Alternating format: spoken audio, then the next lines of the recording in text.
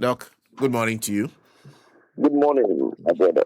I was expecting you in the studio this morning. Yes, I'm doing very well. Mm. Anyway, it's nice to have you on the line. First, let's start from the matter of Heath Gold and Blue Gold. Now, give us a bit of a background. What happened, and why is that the pressing issue that you believe should be dealt with urgently? Yes, thank you very much. The government, the previous government, took some steps in revoking the mining lease of Blue Gold FGL, which the company found it to be unlawful and unreasonable. So the matter is hanging on the neck of the government right now through litigation. My brother, these guys started the mine, and then at some point they faced some financial difficulties. They pleaded with the government, and then the government gave them some steps to take. Unfortunately, things went back, and then the government terminated their mining lease in September 2024. After the time the government terminated their license or their lease, these guys had some money from investors to invest in the mine, but the government didn't listen to them. Not knowing they had plans to give the mine to Pittsburgh. So in November, the government approved a mining lease for Hitco to mine the Bogoso on conditions that they will satisfy the payment of all debts, including the workers' compensations, and then the suppliers, the debts that they have, and other debts, including net payment of taxes and all that. These gold agreed and took the money, not knowing they didn't have the money. So from that time up to today, the mine has been facing financial challenges similar to Heath Gold. Now Heath Gold is suffering, and then the employees raised alarm, demonstrated. Now the chief inspector of mines went there to shut the mine down. The mine is now under care and maintenance. The, the former workers are demonstrating they need their money. They don't have the money for them. Now, Blue Gold, FGR, has also taken the government to International Arbitration Court, demanding over $1 billion. In my view, if Heath Gold doesn't have the money to run the money, now Blue Gold has the money. In order not for the government to pay over $1 billion, if they win, the matter is in court. I can't say they will win or not. But if they win, they are going to take over $1 billion. If Heath Gold doesn't have the money to run the mine, is it okay for the government to come back to the thinking table, round table, and then negotiate with Blue Gold if they have the money to run the mine? They give it to them to run the mine because people need employment, government needs taxes, suppliers need jobs, the local economy needs to be boosted. So in my view, if the government will agree with me, instead of giving to another company and still suffer the litigation, let us sit down with Blue Gold, FGR, and then negotiate with them, give the money to them back on condition that they will pay the workers, they will run the mine effectively, they will revamp the mine. And I think Blue Gold FGR is ready to do that.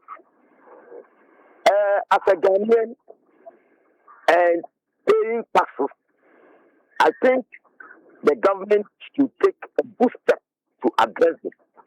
One other thing that can affect the government investors, if investors put in money and every day there is the vocation of license, termination of lease and all that, it will drive investors away. My brother, we sit down with them abroad, and sometimes When you tell somebody that, hey, there are a lot of gold in Ghana, put your act together, go mine, you say, hey, there are red flags in your country. And this is a typical red flag.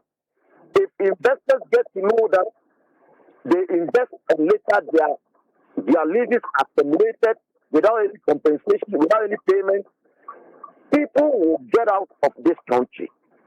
So I will plead with the government, the minister, the Finance Commission, the EP, and all those people to come up with a way of addressing this matter.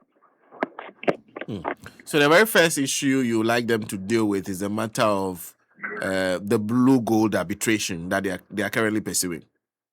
Yes, that is very important, because if Blue Gold wins the case, government is going to pay over $1 billion. That's number one, because they have over 5 million ounces of gold underground that they need to mine. And the lease was just terminated without any compensation.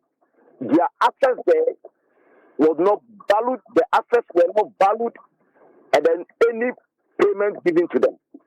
All these things are reasons why I'm saying, hey, go back to them, let's negotiate. Because investors are also watching what will come up from the International Arbitration Court. And investors normally make references from the International Arbitration Court to know which country is suitable for investment. So I think withdrawing the matter from International Arbitration Court, sit down with Blue Gold FGR and renegotiate with them will be the right way to go, in my view. Then there's the matter of what you said about Heath Gold. You said they do not have the money. Yes. What's your basis? Heath Gold took over from FGR Blue Gold. And currently, Heath Gold is the one owning the mine. Whether they have the mining lease, the operating permit and all that, I have no idea. But from the information I'm gathering, there are some illegalities going on, allegedly. Illegalities. If it is true, then I think it's a good way, or it's a focus. It's a focus to revoke the alliances and get a company that has the money to run the mine. Because you can't run a mine without funding. And it looks like this gold doesn't have the funding capacity to run the mine. And when you say you're picking information about some illegalities going on, what does this information point to that they are doing that is supposedly illegal?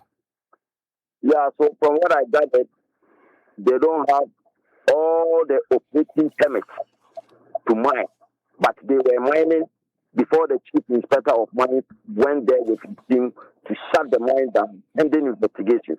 I've heard that the 5-member team or committee has finished the investigations and they are comparing the reports, and they will submit the report late this week or early next week. So after the report, we will get to know whether the permit will be given to them to continue mining or it will be revoked. Okay. Maybe we'll have to also cross-check, but this is the Heath Gold also says in fact they have a 5-year plan where they intend to spend 205 million in what they call a phase 1 strategy on this particular mine. So if they have that amount of money that they plan to spend over 5 years, certainly you cannot say that they do not have the money. But have they satisfied their obligations of paying the debt? Have they paid the former workers as they promised the government? Yeah, I'm asking if they stated that in their publication too. They've not paid the workers. They've not paid the suppliers. They've not made certain basic payments for them to continue mining. So if they have the money, what is preventing them from, making the payment? So you're asking whether they've been able to deal with the matter of the debts, the former workers who raise issues, and also suppliers who are owed. And even Senate and other taxes to the government. Double check whether they've satisfied all these debts. But they also said they'll be, because I'm still going back to this money that they said they'll be spending. They said the immediate priority is to complete the dewatering of the flooded mine by the first quarter of next year, which is 2026. They said this intensive process involves pumping out approximately 10 million liters of water that had accumulated every year over years of neglect. And it's talking about water levels in the mine, among others. But you think that for you, the test of whether or not they are financially viable is the payment of debts and the monies owed to staff and on behalf of staff? Yes, my brother, pumping the water from underground is the first step, because if you leave an underground mine, the water table, beneath the surface, produce some water to fill the mine, and you have to pump the water out from the stove, the heading, dry it, make it stable before workers can go there. That's the first step in the underground development. When you have an underground that is being put on care and maintenance, that is operational cost. That they should have the money to do it. If you don't have the money to run the mine and do all these development, then why are you taking the mine? And the mine was given to them on conditions that, one, they will pay all debts. Two, they will revamp the mine, revitalize the mine. So if you accepted it, sign it, and over a year now, you've not satisfied it, are you capable of running the mine? Well, this is, and let me read a quote from a report that I am also looking at. First, let me go through, because this is Heath Gold, the man who is in charge and running the company, says we acquired this lease in November 2024 for a 15-year period to develop this mine into a business that benefits the local community and the people of Ghana. Well, we have been here for just over 6 months and have not produced a single ounce of gold. He admits the extensive infrastructure development and rehabilitation work and significant investment made ahead of production demonstrates our commitment and seriousness. We are not here to leave tomorrow. We are here to stay. So he's saying, when you even count from November, it's been a year. They've not produced an ounce of gold, but they are already investing into the mine and preparing for production. My brother, over a year, they are complaining about infrastructure projects and all that. Before you buy a mine, that is part of my job, you have to do feasibility studies to understand the project, know the cost, know how much you are going to gain from the project before you even buy.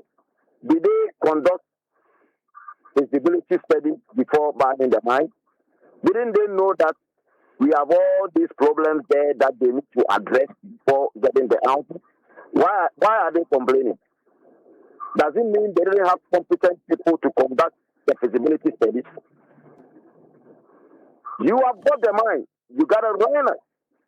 Because somebody was running it and its license was revoked because the government thought they didn't have the money to pay.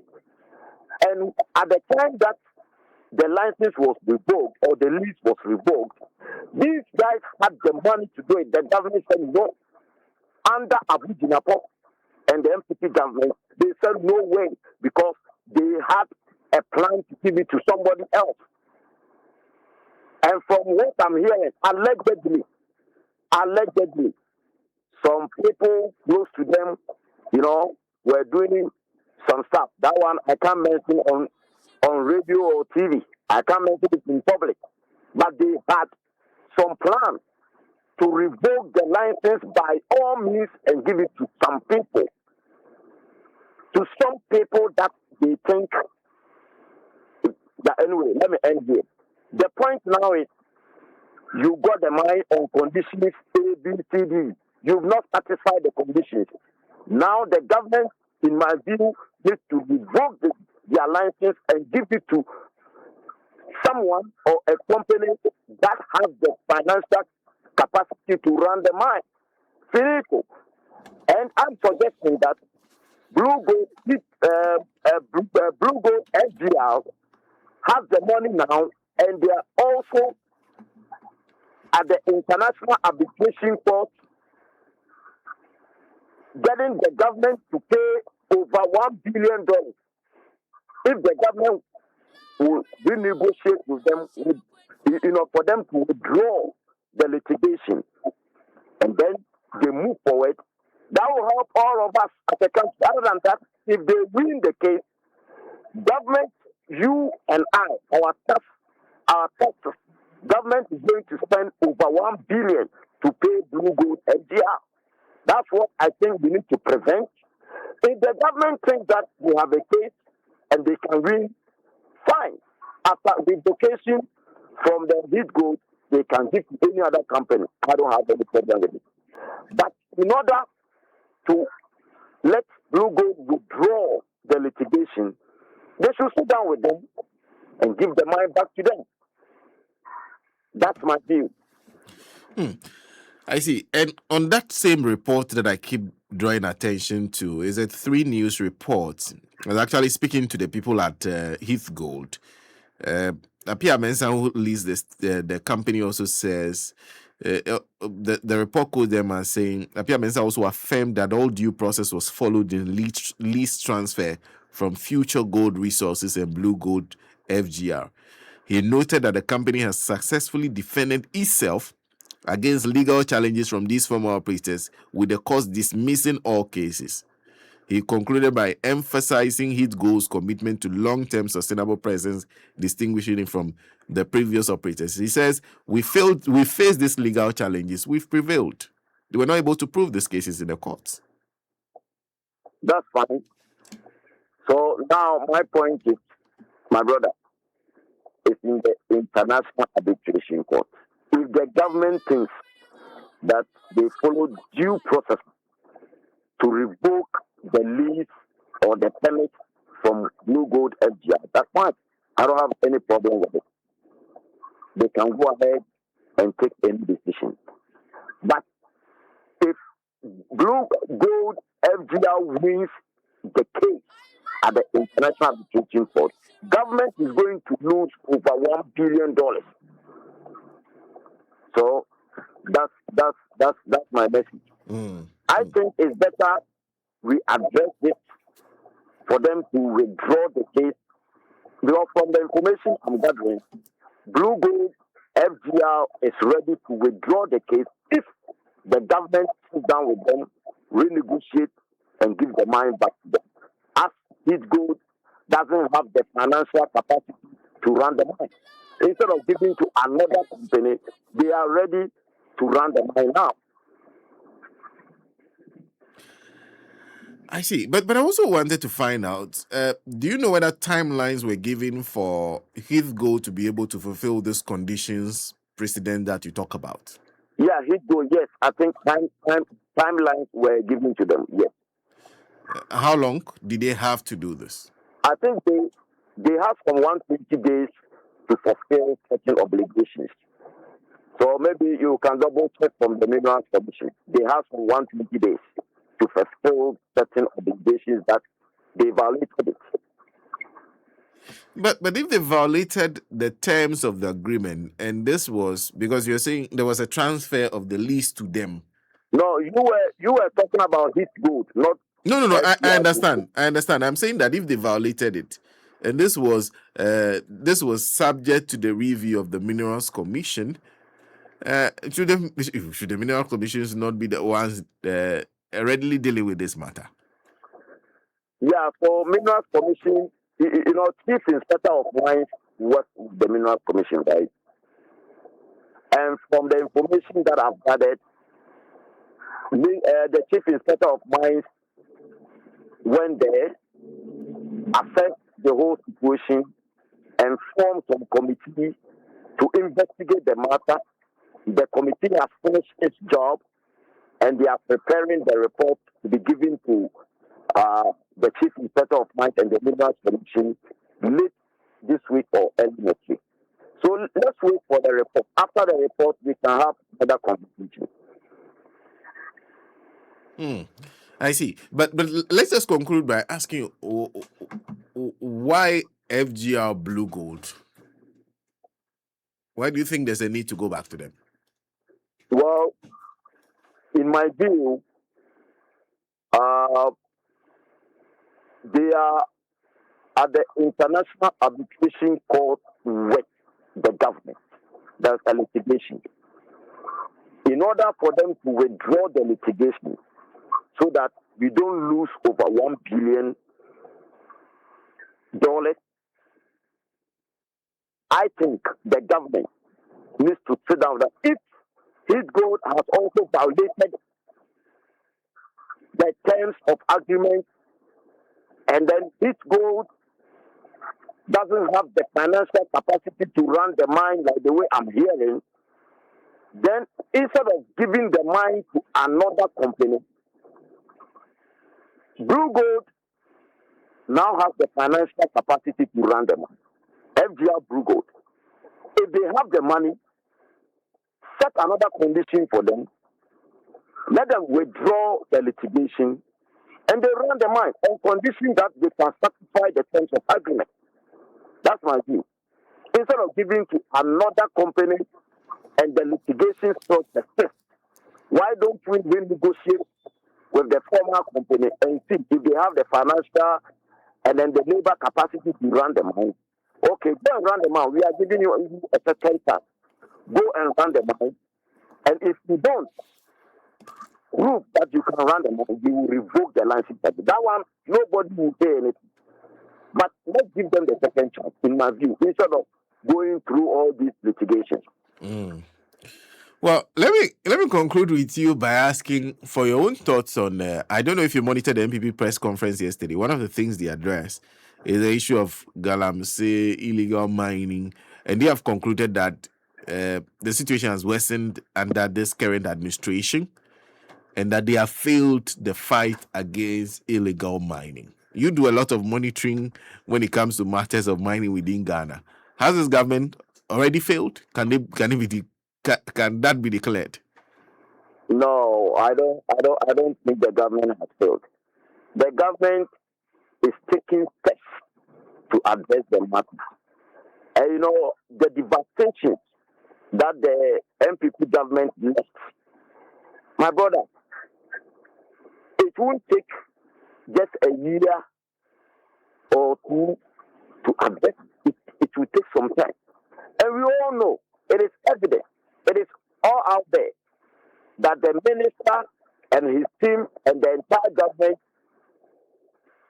they are taking steps to address the matter. So if they hurriedly come out to say the government has failed, I disagree with them.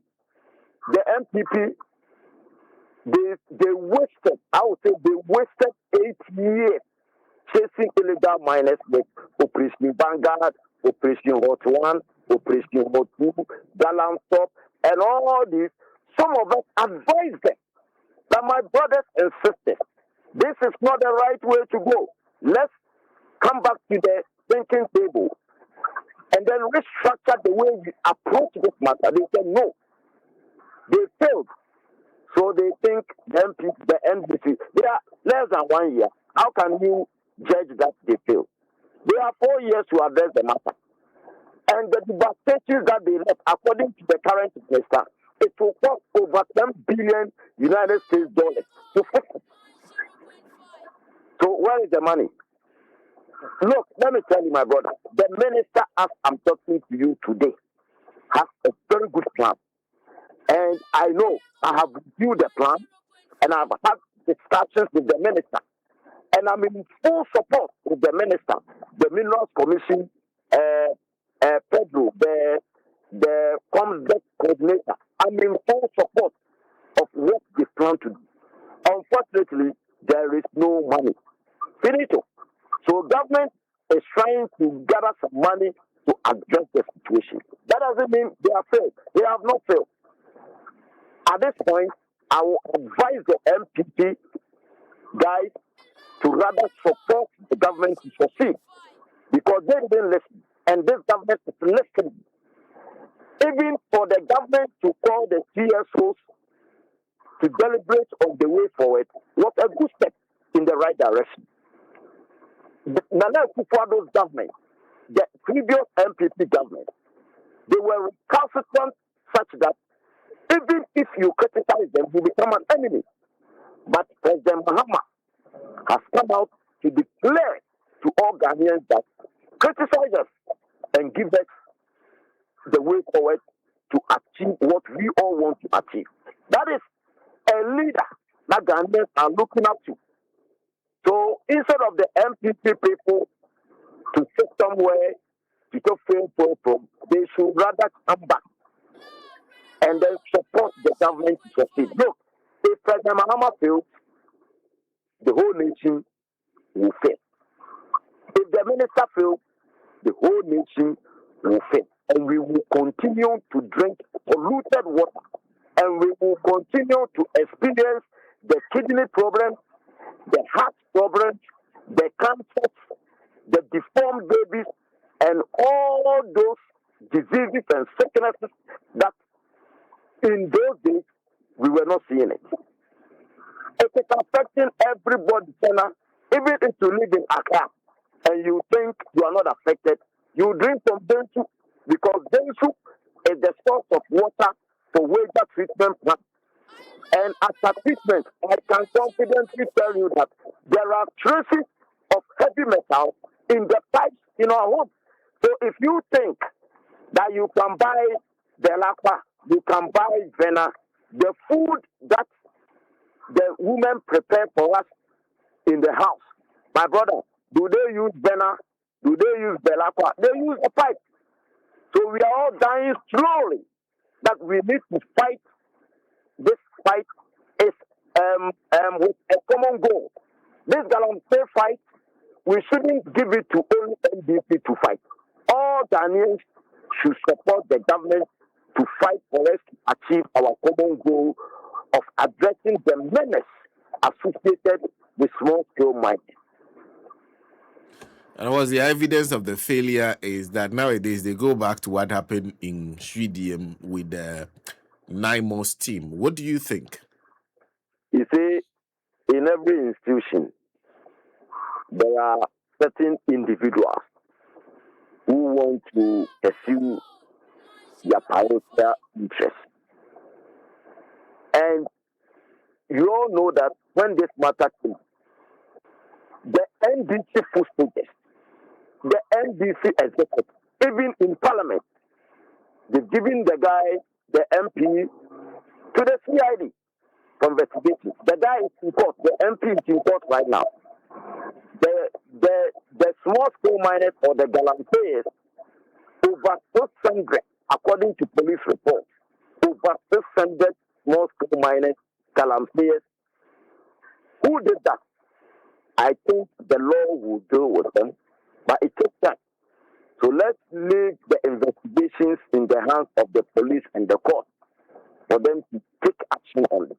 Look, unlike the MPP time, everybody knows that there were illegal mining going on under the Nana Akufo-Addo's administration. We all knew that Wuntumi was engaged in illegal mining at the that came Tanonibri Forest. The Minerals Commission came up with a statement that Wuntumi was engaging in illegal mining. The minister Abu Dinapo came up and stated that Wuntumi's operation was illegal.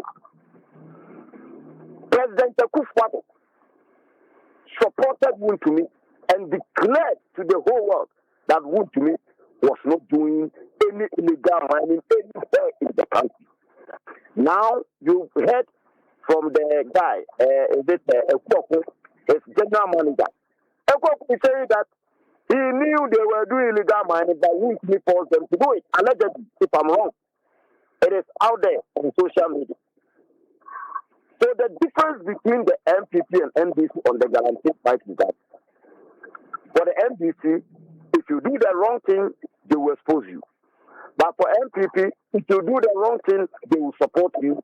And those of us who were speaking the truth, those of us who wanted the right thing to be done, we became enemies to the MPP guys.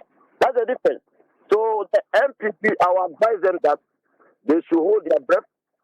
They should give the president, the minister, and his team, and the government some time to fix the problem. The problem cannot be fixed overnight. It will take some time. And it will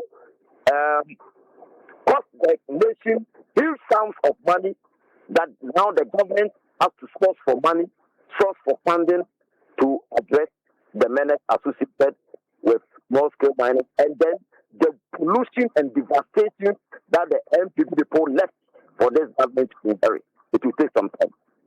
And finally, you seem to have a lot of faith in the plan that this government is. What about their plan makes it better and more likely to succeed than what the MPP did? So, what I know right now from the minister that I supported him is that, the whole Galamsey menace, we have two sources, I'll say three issues to deal with right now. One, the wastewater on site. After they wash the soil or the ore to get the gold, the wastewater that comes out of it is not contained and treated before discharging the streams for the streams to carry those wastewater to the rivers. So we have wastewater that joins the rivers. Then also on the rivers, we have dredges. People mining on the rivers are called dredges. And my brother, anybody mining on any river body is illegal because the Minerals Commission doesn't offer any license to anybody to mine inside the river. It's 100 meters away from the river. So the government is taking steps to intensify the clearing of the dredges from the river. That one I know. But it costs money. That's why I'm saying money is now the problem. So the minister has that plan. And after clearing them from the river, the government will treat the river so that we can see restored water bodies across the country. The third one is the dugout pits that they left. The government is working out to begin reclamation, intensive reclamation across the country, so that the dugout pits will be filled, the soil treated, and then trees planted to restore the land. And I believe that if these steps are taken and then the plans are fulfilled, Ghanaians, will minimize the, sorry to say, the noise or the criticism about Galamsey across the country. And the minister is determined to do it. Now, what is needed now is money. Money is the problem. The minister doesn't have the funds to run it. And I will use this opportunity to plead with the finance minister, Mr. Atuposu, and his team, Dr. Atuposu, and his team to support the government finance study to address the menace associated with small-scale mining and illegal mining. One thing that the illegal miners, they need to know is that now the government is making steps to bring them on board and then issue licenses for them to run as licensed small-scale miners. So they should just give the government some time because I went around the country last 3 weeks and I had a lot of information from the miners. And I assured them that very soon they will not travel to Accra, all the way to Accra, to begin their licensing processes. They will start the licensing processes from the District Minerals Commission office, which will help them to facilitate how, they plan to get their licenses. You don't need to travel all the way to Accra. So these are some of the things that will help address the illegal mining aspect of small-scale mining. Okay. And then on the small-scale mining aspect, the government will come up with practical training, practical solutions that they will follow without polluting water bodies in the great land. Okay. It's also in the pipeline. Like I said earlier, that the minister is waiting for money to begin all these boosters to help the nation. Doc, thank you. Thank you very much for speaking to us. You are welcome, my brother. Dr. Solomon Owusu is a mining engineer and a mining engineering and mineral economics consultant. Join us on the line for a quick conversation on some mining issues. Taking us to tell you our time is actually up. We have to hand over to DJ Nat to take you through the mid-morning show for today. Thank you very much for making time with us today. A few things we've actually taken note of. We've taken note of the statement issued by PDS. Quite an interesting statement. There's also the tussle between Mustafa Hamid now and OSP. The OSP, yeah, because Mustafa Hamid's lawyers have issued a statement in response to some of the things OSP said. So, no OSP said we're freezing an account in any assets. Let me put it that way. Yeah. Asset. And Mustafa Hamid said, and no correct. That his assets and accounts are with him. He's able to use all of that. Please, why? Yeah. I just saw that. I was just looking at the statement anyway. Yo, Mr. Musilu Jiwa, Hajia Taibatu Jiwa, Alhaji Biliaminu Brahma Jiwa, Alhaji Abdo Jiwa, Afi Allied Families are Womo Ewo Idiaba and Kranha. Na afei so no Loron Kwara State wo Alata Yaman eche Nigeria ni kote a otoso mienu ofanko manche afei na kochu ofanko manye. Very Reverend Emmanuel Wellington, Superintendent Ministry, Accra Wesley Methodist Cathedral. Afei Very Reverend Dr. Solomon Peterson, Superintendent Ministry, Class Leaders Women's Fellowship, and afei no the entire members of Reverend Ernest Bruce Memorial Methodist Church Adabraka.